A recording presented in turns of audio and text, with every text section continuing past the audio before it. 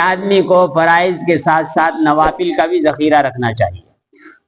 فرض نمازوں کا اللہ کے ہاں ایک وزن ہے، ایک معیار ہے، اس معیار میں جتنی کمی ہوگی وہ بندے کے نوافل سے پوری کی جائے گی۔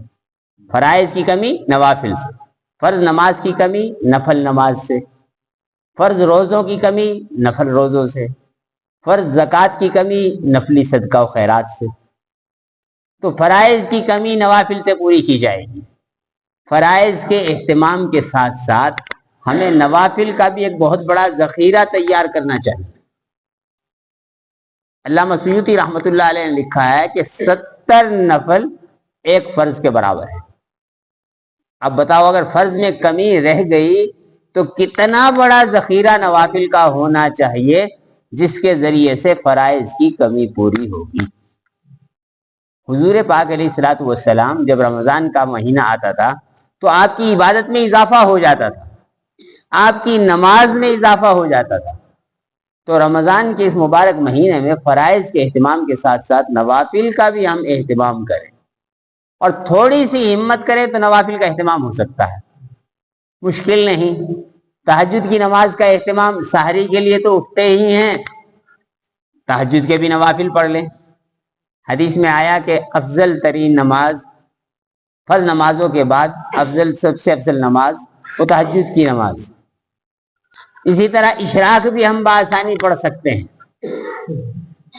حدیث میں آیا کہ جو آدمی فجر کی نماز جماعت کے ساتھ پڑھے، اس کے بعد طلوع آفتاب تک اللہ کے ذکر میں مشغول رہے، پھر 2 رکعت جب سورج نکل آئے تو 2 رکعت نماز پڑھے، اس کے لیے 1 حج اور 1 عمرے کے برابر اجر ہے۔ اور 3 مرتبہ آپ صلی اللہ علیہ وسلم فرمایا تام تام تام، کہ مکمل کامل حج اور عمرے کا اجر ہے۔ تو اشراق کے نفل سے کتنا بڑا اجر و ثواب مل رہا ہے، اور مشکل نہیں۔ فجر کے بعد تھوڑی سی دیر تلاوت وغیرہ کر لیں، ذکر کر لیں، پھر اشراق پڑھ کے آرام کر لیں۔ اگر کسی وجہ سے آرام کا تقاضا غالب ہے، آرام کر لیں، جب نیند سے بیدار ہوں تو اس وقت اٹھ کے وضو کر کے اشراق کے نفل پڑھے جا سکتے ہیں۔ اسی طرح پھر چاشت کی نماز ہے۔ اشراق کی نماز کے بعد چاشت کا وقت شروع ہوتا ہے، زوال کے وقت تک جاری رہتا ہے۔ فرمایا کہ جو آدمی چاشت کی 2 رکعت پڑھے وہ غافلین میں سے نہیں لکھا جائے گا، جو چاشت کی 4 رکعت پڑھے وہ عابدین میں سے لکھا جائے گا، جو چاشت کی 6 رکعت پڑھ لے اس کے اس دن کے کاموں میں اس کی کفایت کی جائے گی، جو چاشت کی 8 رکعت پڑھے وہ قانتین یعنی فرما برداروں میں لکھ دیا جاتا ہے، اور جو آدمی چاشت کی 12 رکعت پڑھے اللہ تعالیٰ اس کے لیے جنت میں ایک محل بنا دیتے۔ اسی طرح فرمایا کہ روزی کی برکت چاشت کی نماز میں ہے۔ ایک حدیث میں آیا کہ آدمی صبح کرتا ہے تو اس کے ہر جوڑ پر اس کے لیے صدقہ واجب ہو جاتا ہے، جسم میں اللہ نے 360 جوڑ بنائے۔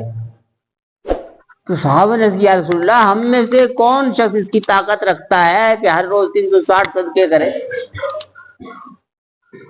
تو آپ نے فرمایا جس کا مفہوم ہے کہ سبحان اللہ کہنا صدقہ ہے، الحمدللہ کہنا صدقہ ہے، لا الہ الا اللہ کہنا صدقہ ہے، اللہ اکبر کہنا صدقہ ہے، نیکی کا حکم کرنا صدقہ ہے، برائی سے روک دینا صدقہ ہے، اور کچھ بھی نہ ہو سکے جو چاشت کی 2 رکعتیں سب کے قائم مقام، 360 صدقوں کے قائم مقام ہوگی 2 رکعت۔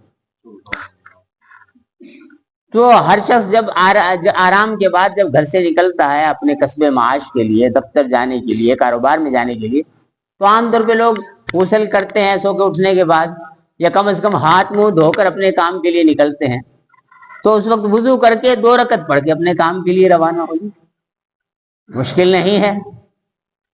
اسی طرح مغرب کی نماز کے بعد اوابین کی نماز ہے۔ فرمایا کہ جو آدمی مغرب کے بعد 6 رکعت پڑھے اور اس کے درمیان میں کسی سے بات چیت نہ کرے، اس کے لیے 12 سال کی عبادت کا ثواب بھی دیا جاتا ہے۔ اس کے علاوہ بھی نوافل ہیں، جب وضو کریں تو تحیۃ الوضو پڑھ لیں۔ حضور پاک صلی اللہ علیہ وسلم نے خواب میں جنت کو دیکھا تو جنت میں جوتوں کے گھسیٹنے کی آواز سنائی۔ پوچھا کہ یہ کس کی آواز ہے؟ بتایا گیا بلال کی۔